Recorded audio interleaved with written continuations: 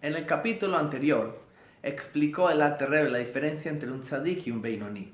En este capítulo, el número 15, continúa explicando esta diferencia y la diferencia que puede haber en un Beinoní mismo. Dice, basado en lo anterior, se puede entender el pasuk en Malají que dice, y retornarán y verán la diferencia entre un tzadik y un rasha, entre aquel que sirve a Dios y aquel que no lo sirve.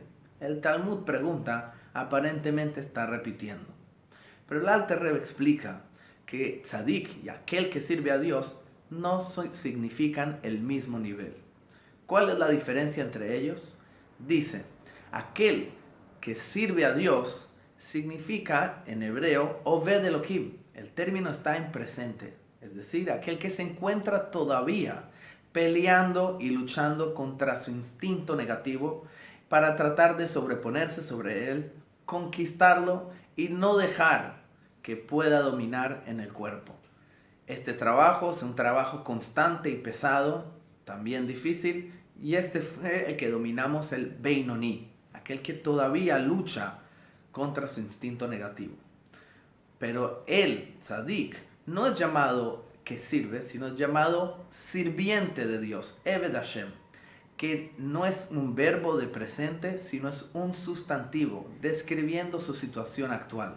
Así como el término jajam o melech, sabio o rey, que significan que la persona ya es sabia o que ya es un rey. De la misma manera, Eved significa aquel que ya es un sirviente. Quiere decir aquel que ya eliminó a su instinto negativo y no tiene que luchar más contra él, sino ya es un sirviente. Este es el tzadik. Pero en Beinoní existen dos categorías, aquel que sirve a Dios y aquel que no lo sirve. ¿Cómo puede llamarse un Beinoní que no lo sirve a Dios? Explica Tania, porque el Beinoní, aquel que no comete ningún pecado y no es llamado Rasha en ningún momento, al cuidarse y abstenerse de todos los preceptos negativos, y así también cumple todos los preceptos positivos, como el estudio de la Torá, su boca no para de estudiar Torá. De todas maneras, puede ser que esta persona no libra guerra contra su instinto negativo.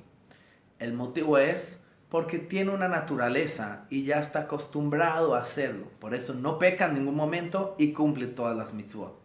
Por ejemplo, una persona que su naturaleza en sí es ser una persona disciplinada y constante.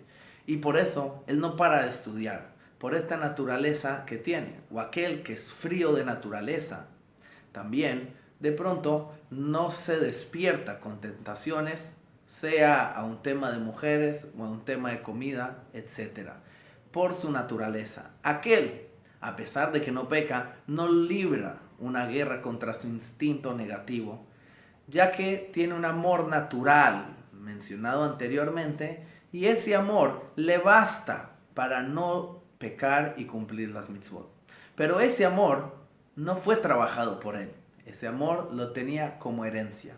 Por eso se llama aquel que no sirve a Dios, es decir, no hizo ningún esfuerzo para lograr estar donde está en este momento.